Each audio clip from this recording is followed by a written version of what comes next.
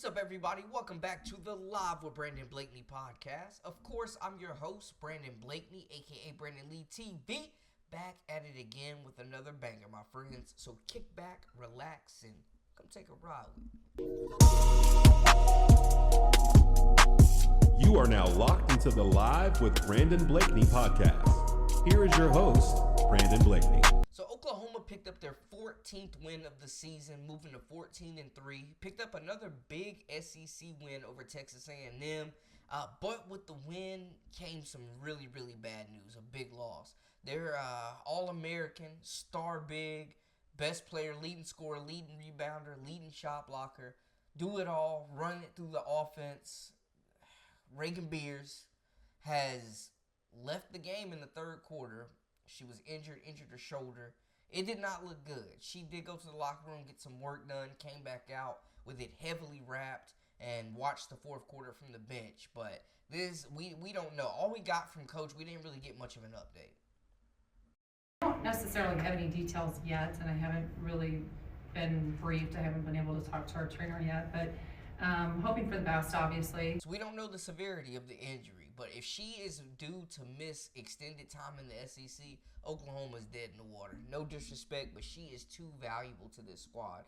The attention she commands in the post, the capable passer that she is when defenses try to crash down on her, she opens up so many things on the perimeter for these guards and these wings to shoot the three the way they do. A lot of open looks are due to Reagan Beers. The glass, second chance opportunities, their anchor in the paint blocking shots. Reagan Beers has been one of the best players in the country, one of the best transfers, and she's elevated Oklahoma to that, hey, they could be contenders in the SEC and take a championship and make a run in the NCAA tournament. Without Beers, they're absolutely a Tier 3 team. They have some talent, but Reagan Beers is too valuable to this team. And looking at the injury, man, I mean, the way they had her shoulder wrapped up, it looked like somebody had just had, a pitcher had just had Tommy John surgery. Like, shoulder was wrapped. And we're not sure, man. I don't want to speak on, like, how much time she's going to miss, so we don't know. But if it was nothing to worry about, I feel like they would have came out and kind of said that. So it definitely looks like she's going to miss some time. We just don't know the extent of the injury.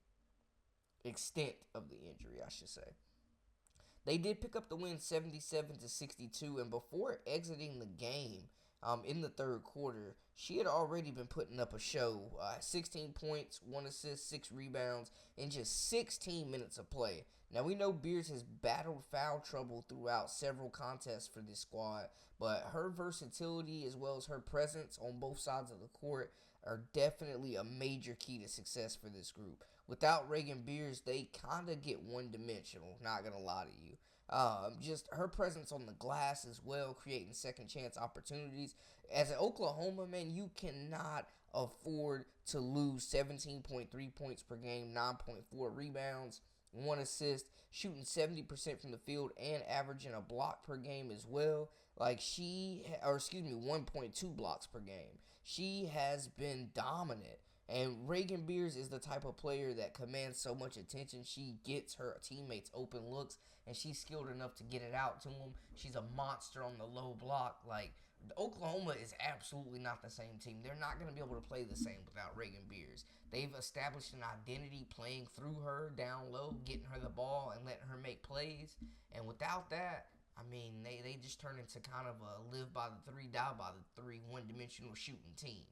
This team moves the ball well. They're very well coached, fundamentally sound. They play the right way. They don't turn it over a whole lot. Like, this team is still very capable of making some noise in the SEC. They have talented guards. They shoot the ball extremely well. They play defense. But Reagan Beers is that key to the middle that gives them that different dynamic. It explains why they went out and grabbed her out of the transfer portal. Other players are definitely going to have to step up. They're going to have to rely on some players that don't get a whole lot of minutes typically. The front court depth is not extremely deep for Oklahoma. This is not like South Carolina and Ashton Watkins. This isn't a loss that they can truly overcome. There's nobody on the roster. There's not even a collective on the roster that can produce the way that Reagan Beers has produced with this lineup. Her in the pick and roll as well, just opening things up from the guards in the mid-range, clearing out space in that lane. She's playing her best basketball of the year, walking double-double, and it's just a shame to see it, man. The SEC is a brutal league, a very physical league, and there are no nights off. And Oklahoma definitely has some big games coming up, especially against South Carolina. They got a big win against Tennessee. Reagan Beers was incredible in that game, and you just hope that she makes a speedy recovery and doesn't miss extensive time. But we will keep y'all updated on the latest and the greatest dealing with Reagan Beers and that lineup, because she is just a special talent and very, very productive for the Sooners. Talking about a top 10 team here. So we will keep y'all posted with any updates that we get throughout the week. Y'all make sure to hit that like button, subscribe, comment, holler at me in the comments, and follow us on social media at Brandon Lee TV. Until next time, hey, we out.